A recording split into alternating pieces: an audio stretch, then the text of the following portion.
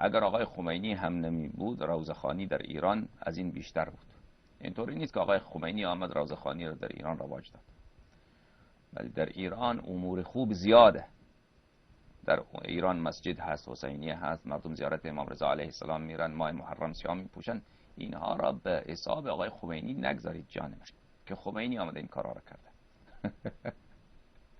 که هرچی خوبیه در ایران اینا را خمینی انجام داده. گویا مردم اینجا فاسد و فاسق و شرابی بودن همگی، خمینی آمد اینا را مسلمان ساخت. مردم ایران علاقهشان به دین و مذهب قبل از انقلاب خیلی بیشتر از حالا بود. آنچه که آقای خمینی کرد کمر تشیع را شکست، کمر تشیع را شکست. مردم را بی عقیده کرد، روحانیت را بدنام کرد، حوزه های علمیه را همگی را جیره‌خوار حکومت ساخت، علما را همگی را نوکر دربار ساخت. شیعیان پاکستان، افغانستان، عراق، خود شیعیان ایران در جنگ ایران و عراق، همه اینها بارها قتل عام شدن، له شدن، کشتار دادن. آقای خمینی تشیع را در دنیا به نام مذهب تروریسم و تروریست پرور بدنام ساخت با گروگانگیری های خود، با بمب‌های انتحاری که شیعیان، بمب‌های انتحاری را الان شیعیان انجام نمیداد، سابق این ولی این مقلدین آقای خمینی بود که انجام میدادن در لبنان و غیره. این اختراعش مال آقای خمینیه، انتحاری.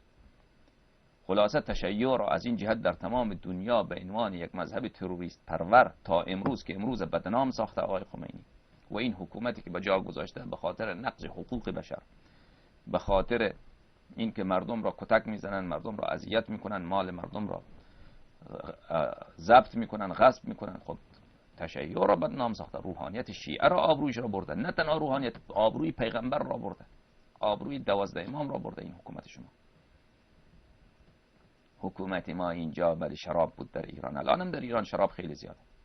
فحشا من فکر نمی کنم حالا در ایران کمتر از قبل از انقلاب باشه، بلکه بیشتر از قبل انقلاب.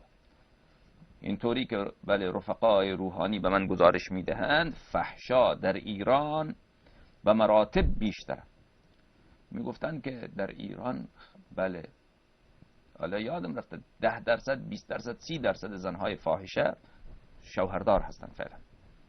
شوهردار، زنهای شوهردار فاحشه، بله میرن فاحشه هستن، روسپیگری میکنن.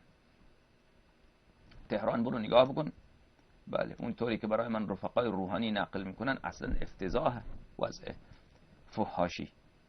و شما میگید که آقای خمینی آمده بهتر ساخته.